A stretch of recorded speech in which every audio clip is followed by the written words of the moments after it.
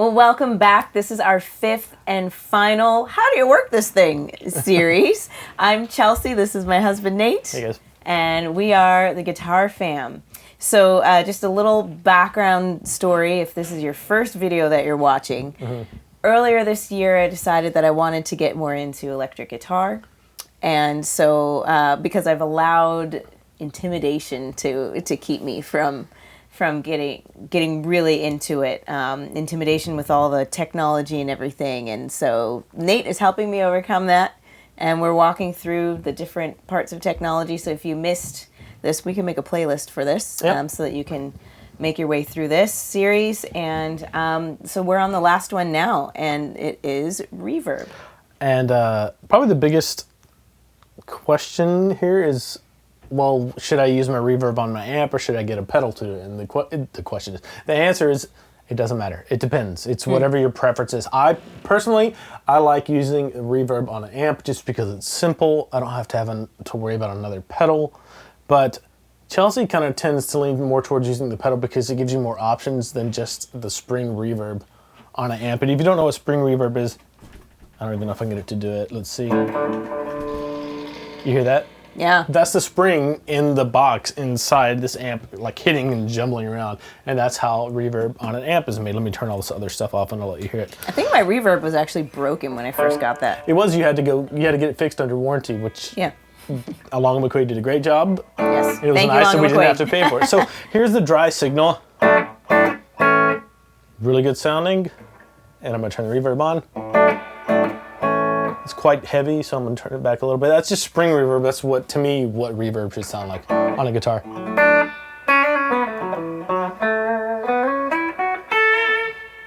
And I really love it. I just put it on to make it sound like I'm not just in a room by myself. It gives it some space and some wetness. So it's just not as dry. It's a little bit more dynamic. Yeah, that sounds nice. So, having said that, if I have this pedal right here, this Hall of Fame reverb pedal that actually it's Chelsea's from her rig. I have the same thing on here. I have spring reverb, a setting for that, and we'll get into more about what all these knobs do here in a second, but it's mimicking spring reverb. So that's the one just on the pedal. Okay? And here is the reverb on the amp.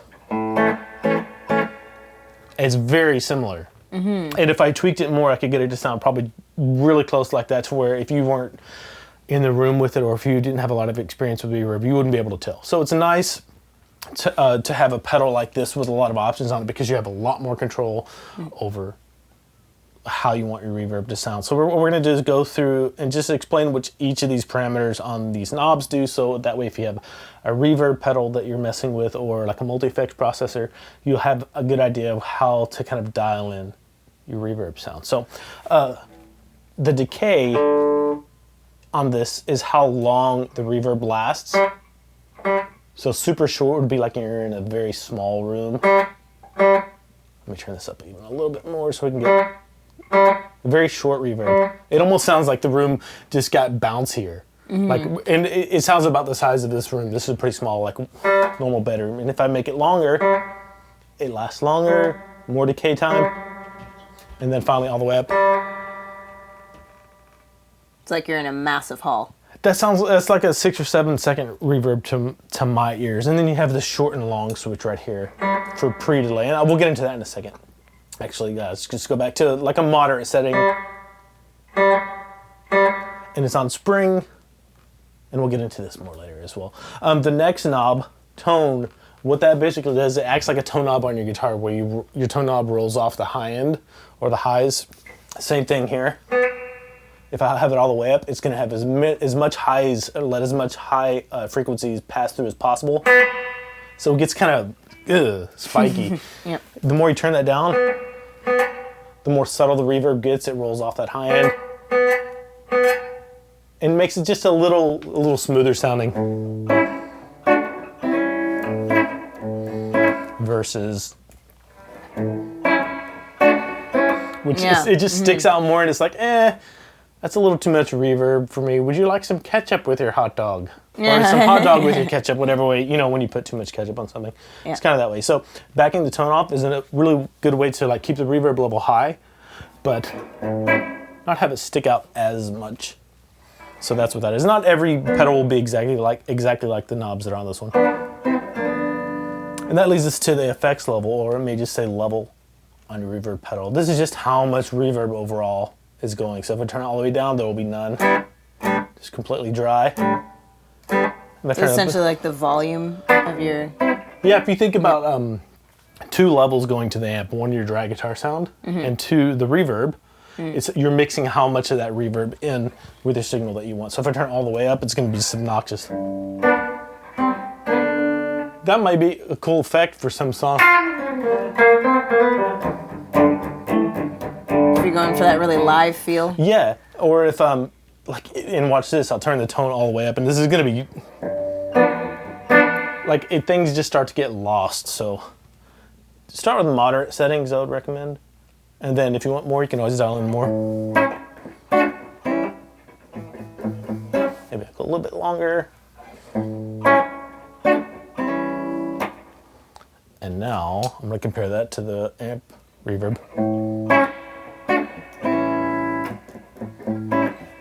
Down a little bit. And I can tell the decay needs to be a little bit higher to match. And that's pretty close. That's pretty similar to what's on there. Yeah.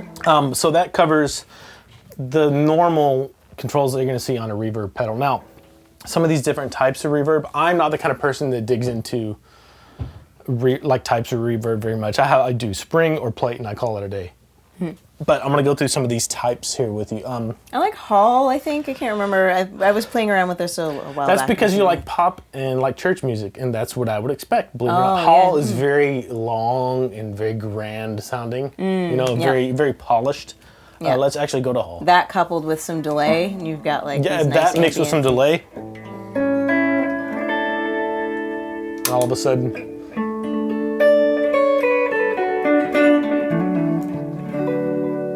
Very lush sound, right? Yeah. So, Halls, I would expect a long decay or a long, what are they calling here?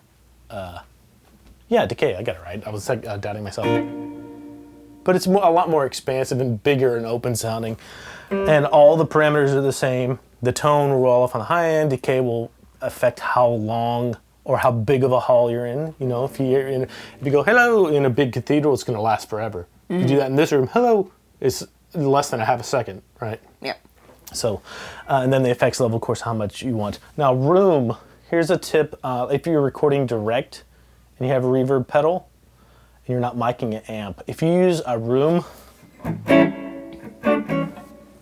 reverb and put it on a shorter decay, it'll make your direct signal that you're recording with sound like you have an amp mic'd up in a room, because it'll mimic the sound of a room. It's kind of hard to hear in here because we're actually in a room with this mic'd, so it's kind of a little bit redundant, but it will make it sound not so dry and not so much like a direct.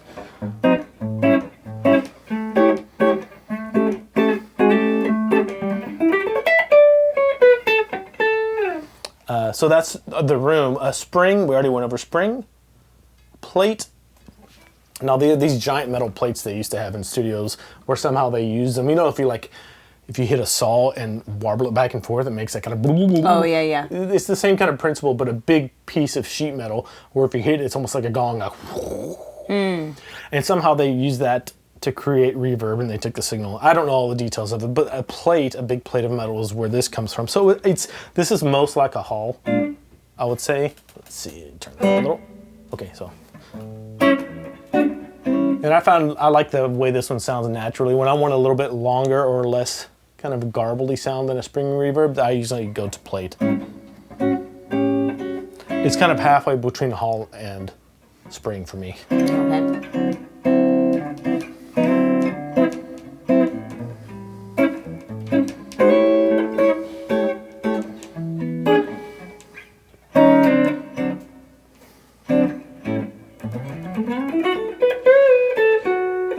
Play it, babe.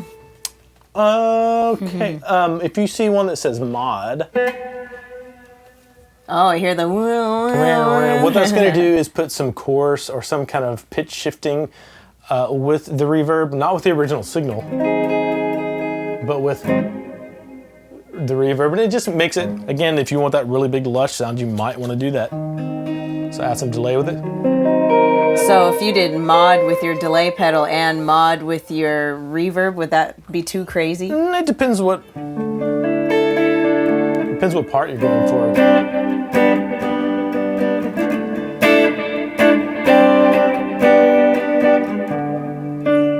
And that sounds fun. You probably won't want that for every part, obviously, but it's an option for you. I think as far as like standard reverb sounds, those are going to cover it for you.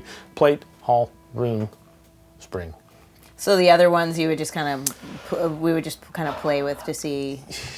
Yeah, ambient's probably got some kind of... Oh, what's going on here?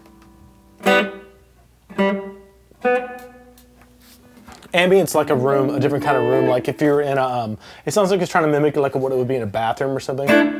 A really live room. Would that be similar to tile? Tile, yeah. Okay.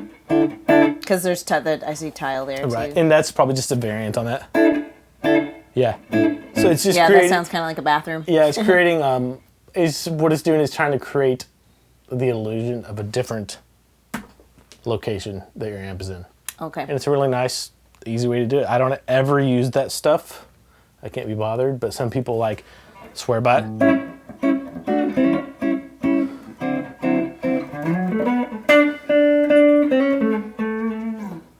All right, and my understanding is you can actually put effects in there where it says, tone print? Tone print, that's just a function of TC Electronics. They have these, you can actually take your cell phone and beam a tone print that somebody made for this pedal, and it'll shoot the preset into it, which is it's pretty cool. It's a pretty cool feature, which that's cool. Kind of leads us into the question, what reverb pedals are you using, or what reverb pedals do you recommend?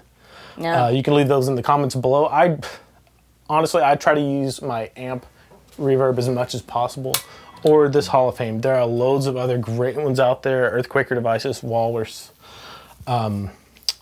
Big Sky or Blue Sky by Strymon. Those are like some more pricey ones that if you're really into reverb, you want to check those out. But really, if you're just like, I just need something to weten up the sound, this Hall of Fame is really reasonable. It has a lot of really cool sounds on it.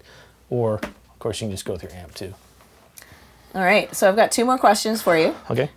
First one is, for both both the delay and the reverb pedal, it says true bypass. Yep. What does that mean?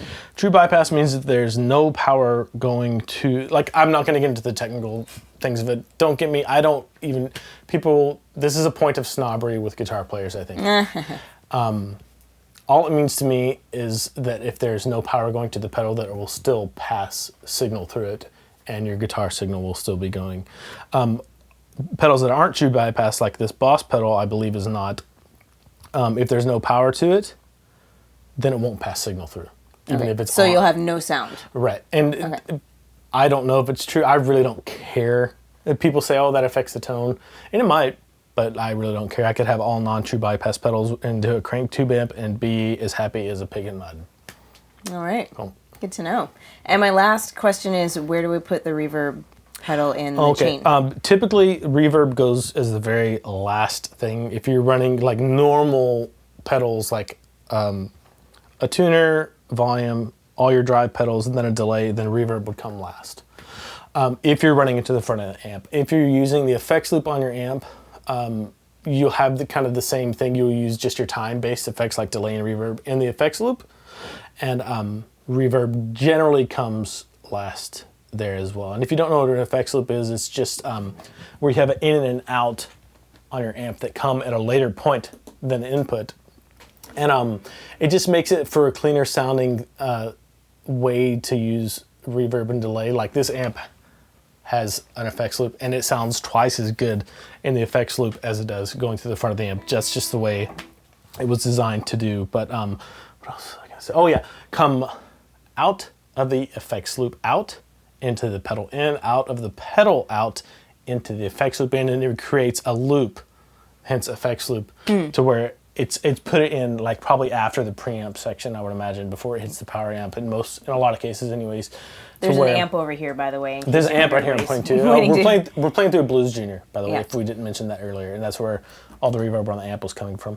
But basically, it ends up being like when you're in the studio and like you've recorded a guitar track dry, and then the engineer or the producer puts reverb and delay on it after. Like, you can get a lot more control of it, and it can be a lot cleaner or crisper, just more versatile for effects loop. If you don't have an effects loop, don't worry about it. Just put all your pedals into the front of the amp and call it a day. It'll sound good. All right, cool. I think those were all the questions that I had about reverb. If you have any other questions, definitely feel free to leave them in the comments below, and we'll try to get to all of them. And when all else fails, I just put on amp reverb to where I can barely hear it. It just makes it a lot more pleasurable to sit down and play guitar, so it's not super dry. Even if it's just a little. Cool. Well, if you have any questions, or if you want to, again, leave your pedal recommendations, do that in the comments below. Don't forget to subscribe and hit the notification bell so you know when some new videos come out here on the channel or on the Guitar Fam site. Speaking of the Guitar Fam site, if you haven't gone there and created your complimentary account, do that. There's loads of lessons for you to go through. And you can even schedule a personal, private, one-on-one lesson with me. The first one's complimentary, so there's no risk. Thank you so much for joining us in this 5-part series. We hope you enjoyed it, and we are excited to be back again soon with more videos.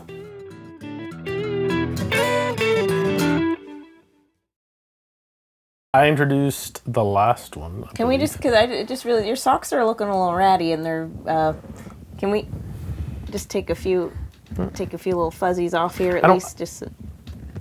I don't have to use those cutaways for. Oh, I mean, I think you don't.